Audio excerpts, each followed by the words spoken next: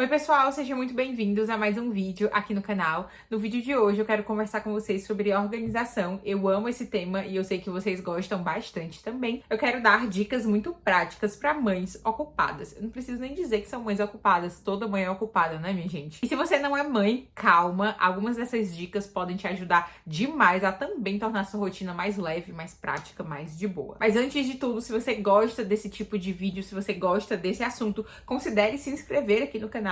Esse é um dos assuntos que eu mais trago aqui, tanto nesse formato de vídeo de bate-papo, como nos vlogs. Então, se você gosta desse tipo de assunto, se inscreve aqui no canal para você não perder nada. E se você gostar desse vídeo, deixa um like, isso é muito importante para mim. Você me ajuda demais dessa forma. A primeira dica é: esteja sempre um passo à frente. Vocês vão ver que as outras dicas são consequências dessa primeira dica. E estar um passo à frente pode significar muita coisa. A ideia aqui é que você olhe para a sua rotina como um todo e consiga se antecipar. Porque você não sabe o dia de amanhã. Talvez você esteja hoje muito bem, muito tranquila. Você, seu filho, seus filhos, né, estão bem tranquilos, mas você não sabe se amanhã alguém vai adoecer, se você vai adoecer no dia seguinte. Então, é bom que você esteja sempre aí um passo à frente, pensando em possíveis imprevistos na sua rotina. Tem muita gente que diz que, eu não vou me planejar porque eu não sei o dia de amanhã, não sei o que vai acontecer, minha vida é muito incerta, acontecem muitos imprevistos, e eu vejo muita mãe dizendo isso, justamente porque a vida com bebê é cheia de rotina, né? Com bebê e com criança. É cheia de rotina, mas muita coisa pode mudar, desde uma soneca que não deu certo, até uma gripe que apareceu e você vai precisar mudar as coisas. E é justamente por isso que você precisa se antecipar, que você precisa de planejamento. Porque quando algum imprevisto acontece, se você tivesse planejado, se você tiver ali um passo à frente dessas coisas, você vai poder passar por esse perrengue de maneira muito mais tranquila. E esse se antecipar pode ser desde uma comida que você tem congelada para emergências, um lanche rápido. Eu sempre gosto de ter pão de queijo aqui em casa, porque a gente tá a fim de comer uma coisa diferente, faltou comida, né? A gente tem um pão de queijo que é só ir pro forno, faltou gás, né, de repente. E aí a gente só vai lá, coloca aquilo no forno elétrico e dá tudo certo. Então, faça isso. Uma coisa que pode super servir para você se antecipar também é deixar a roupa da academia já prontinha ali pro dia seguinte, porque dessa forma você vai estar ali com preguiça no dia seguinte, cedo, mas pelo menos a roupa já vai estar lá. Isso vai ser um ânimo para você ir treinar de manhã, fazer ali seu exercício. Então vocês entenderam a essência dessa primeira dica, né? Olhe aí para sua vida e pense em tudo que você pode fazer com antecedência. Tudo que você pode planejar e executar antes para você deixar esse presente aí para você mesma do futuro. A segunda dica, como eu disse, é um desdobramento da primeira, e a dica é: cozinhe dobrado. Quando você vai para a cozinha, se você já vai sujar a panela, picar legume, picar tempero, por que você não faz 2 porções? Eu sei que se preparar para fazer comida para 15 dias, para uma semana, para congelar, isso aí realmente requer mais tempo, requer mais esforço, e nem todo mundo consegue fazer isso na rotina ou está disposto, quer fazer isso. Eu mesma não cozinho assim para muitos dias, mas eu gosto sempre de cozinhar dobrado, sempre que eu posso. Então eu vou fazer uma bandejinha de carne moída, eu boto mais um pouquinho de cebola e alho ali e faço 2. A gente come uma e eu deixo outra ali na geladeira ou deixo congelada. Já é aquela refeição congelada para você estar um passo à frente, ou uma refeição que você vai comer ali mesmo durante a própria semana. Então não tem problema de você deixar na geladeira, não precisa deixar no congelador, no freezer. Então, toda vez que você for pra cozinha, cozinha dobrado. Se você puder fazer até bolo dobrado, sabia que dá pra congelar bolo? Fica bom do mesmo jeito.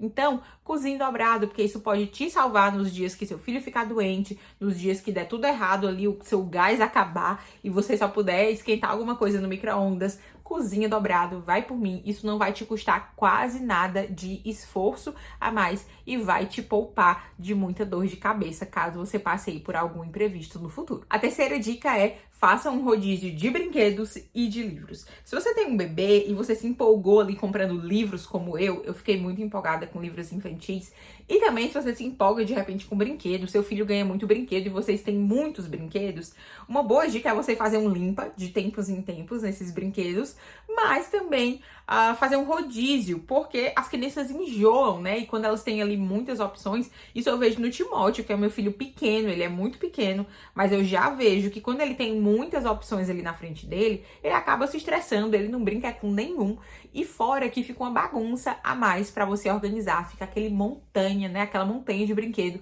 para você organizar, você mesmo não consegue ali se situar, porque geralmente brinquedo é muito colorido, faz muito barulho, né? Então é uns trambolho aí que a gente precisa precisa conviver, mas você pode tornar essa convivência mais fácil. Então vai ser bom pro desenvolvimento do seu filho fazer um rodízio. Então você separa ali os brinquedos da semana, né? E aí na semana seguinte o seu filho vai pensar, nossa, brinquedo novo, porque você vai trocar os brinquedos.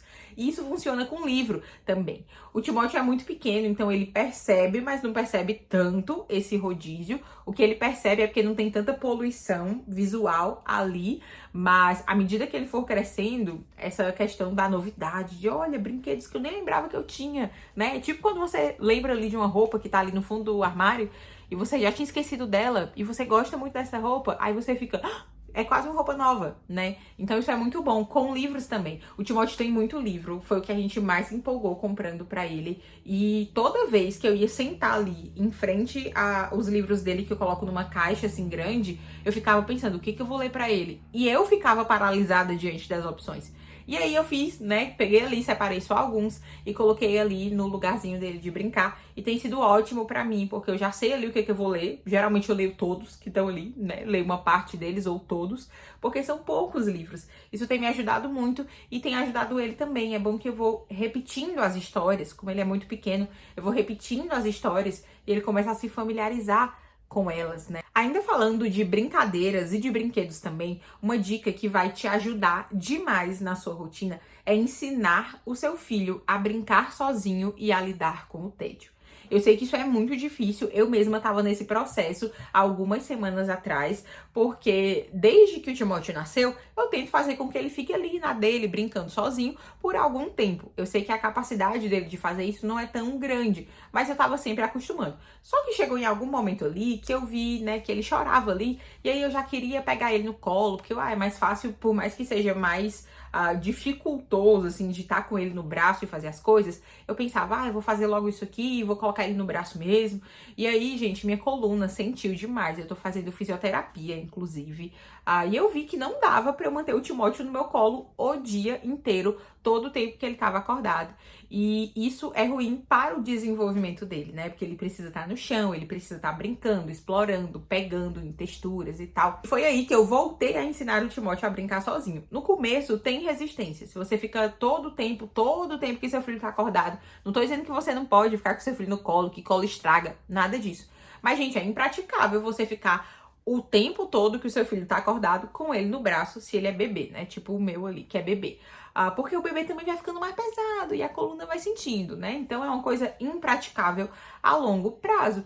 Então você tem ali o seu momento com o seu filho no colo, brincando com ele mais diretamente, mas você pode ensiná-lo também a ficar ali no tapetinho. Você dá uns brinquedinhos, ele vai inventando as próprias brincadeiras. Isso é ótimo pro desenvolvimento, pra imaginação, pra criatividade. E você fica ali mais livre, né? Mais de olho ainda nele, pra fazer aquilo que você precisa fazer. E uma coisa interessante nessa dica é que a criança vai aprendendo a lidar com o tédio. Gente, isso é fundamental. Tem muita gente que pensa que para criar um filho sem telas, né, se você escolheu fazer isso, a recomendação é essa, pelo menos até os 2 anos, ou pelo menos que seja muito limitado.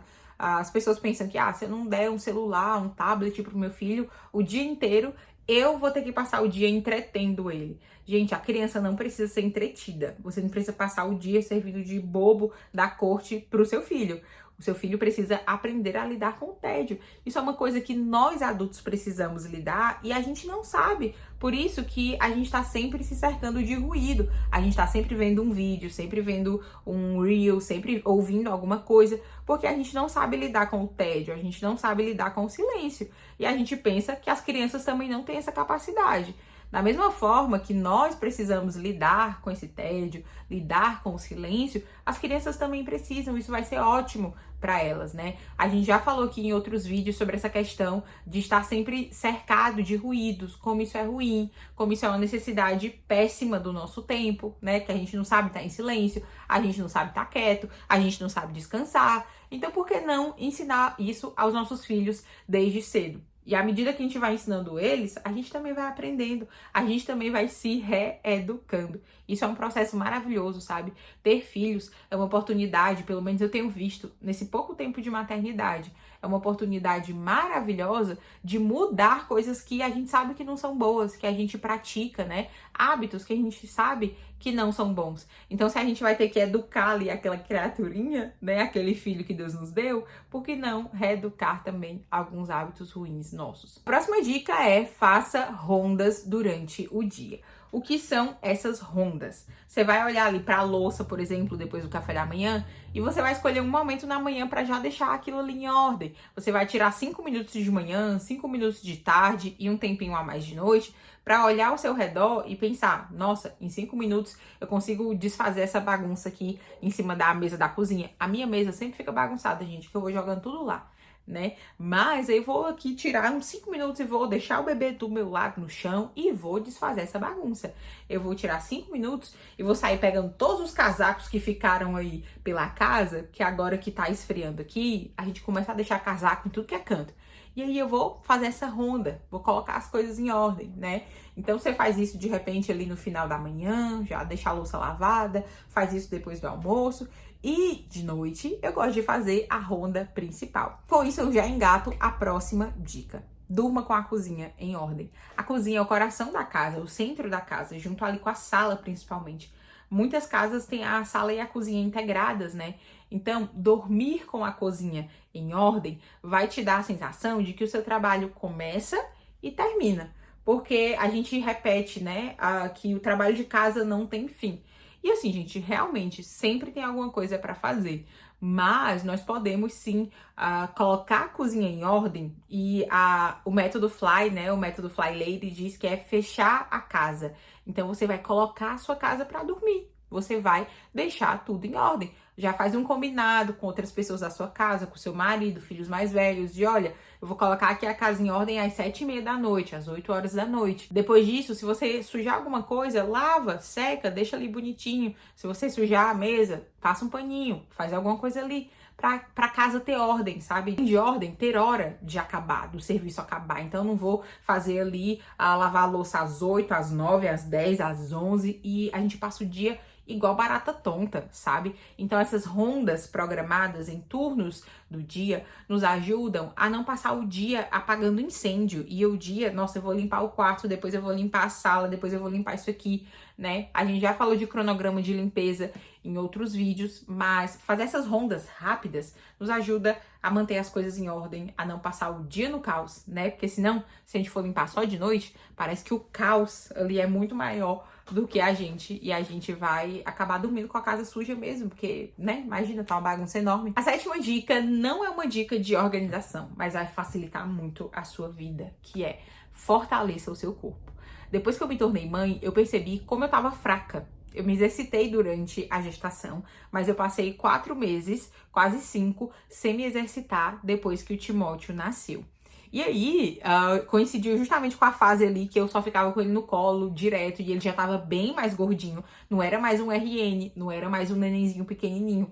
Então, minha coluna já tava sentindo demais. E aí, eu fui pra fisioterapia. Ela fez uma lista de tudo que tava descompensado no meu corpo. E eu vi como exercício físico, como ter disposição, como ter músculo faz diferença na vida de uma mãe.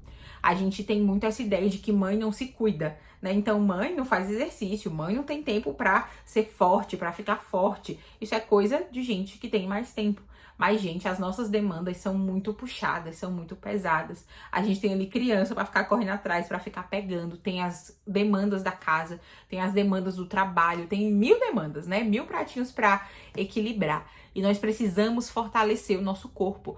Não é normal estar sempre com a coluna horrível, estar sempre com dores pelo corpo. A gente normalizou a mãe estar sempre capenga. Gente, mas isso não é normal. E uma coisa que eu aprendi, assim, a duras penas, remédio para a maioria dessas coisas aí é exercício físico, é fortalecer a musculatura. Ai, eu tinha tanta raiva quando eu ia pro médico e ele sempre dizia, tem que fortalecer a musculatura, tem que fortalecer a musculatura. Essa dor nas costas, falta de fortalecimento. Essa dor no joelho, falta de fortalecimento. Essa dor no ciático, falta de fortalecimento. Então, isso deve ser uma prioridade na vida das mães.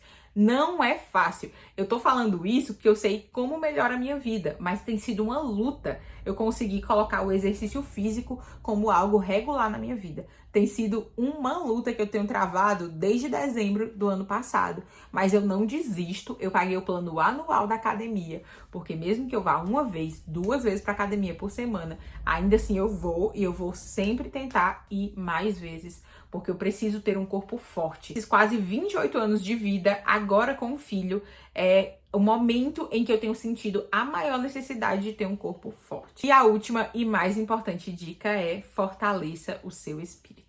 Da mesma maneira que eu te disse para não negligenciar o exercício físico, você não pode, de maneira alguma, negligenciar o seu espírito, de maneira alguma, negligenciar a sua vida com Deus.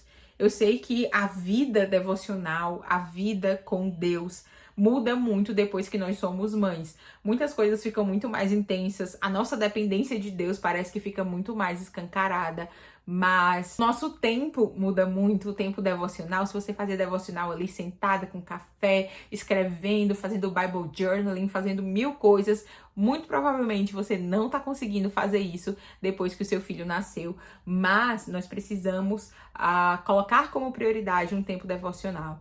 Então eu queria te encorajar a não desanimar caso você não consiga fazer o devocional igual você fazia antes. Muito provavelmente não é agora que você vai conseguir fazer seu devocional da mesma maneira que você fazia, mas você pode descobrir novas formas de fazer devocional. Às vezes com a mãozinha tentando amassar sua Bíblia, ou de fato amassando sua Bíblia, rasgando a capa da sua Bíblia. Já aconteceu aqui em casa, mas não negligencie esse momento na sua vida, de verdade. E além de isso nutrir a nossa alma, fortalecer o nosso espírito, eu fico pensando a longo prazo o exemplo, sabe? Que será meu filho me vendo ali todos os dias lendo a Bíblia, sabe? Lendo a Bíblia sozinha, lendo a Bíblia pra ele, lendo a Bíblia em voz alta, né? Então, que exemplo que ele vai ter desde sempre, vendo ali a mãe dele no meio da correria, no meio dele ali tentando rasgar a Bíblia, tentando amassar a Bíblia, lendo a Bíblia. Além de nutrir o meu espírito, eu estou dizendo para o meu filho que isso é muito importante, que eu posso deixar de lado outras coisas, mas eu não vou deixar de lado a minha vida devocional. E assim, eu finalizo essas dicas de organização, que não são tão sobre organização, né? Mas eu espero que você tenha sido ajudado de alguma forma para você que é pai ou que não é pai, que tá aqui conferindo essas dicas de organização. Se você gostou desse vídeo, novamente, te peço para deixar um like nele, isso é muito importante para mim. Compartilhe esse vídeo no grupo de mães da sua igreja, né? Talvez elas sejam aí ajudadas por essas dicas. Eu espero que esse conteúdo tenha sido útil para você. Até o próximo vídeo. Deus abençoe você.